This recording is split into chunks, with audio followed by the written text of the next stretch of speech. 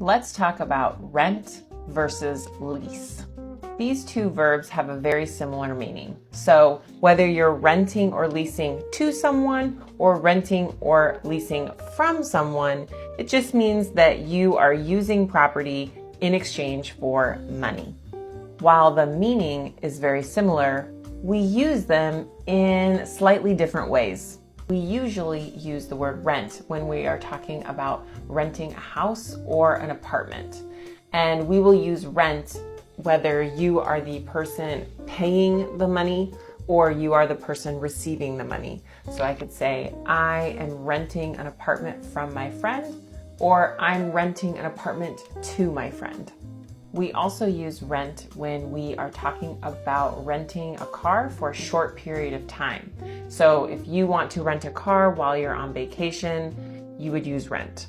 For example, let's rent a car when we go to California next month. The word lease might be more common if you are leasing a space for a business, for a commercial purpose.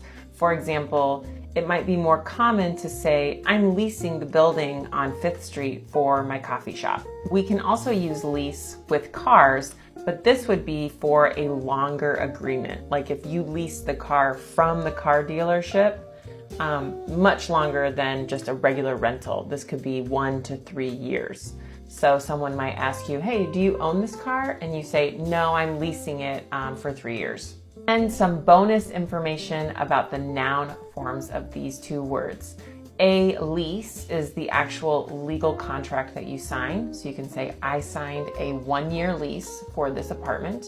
And the rent, that is the money that you pay to rent something. So you could say, my rent is due every month on the 1st. Okay, that is rent and lease. Let me know if you have any questions, and I'll see you next time.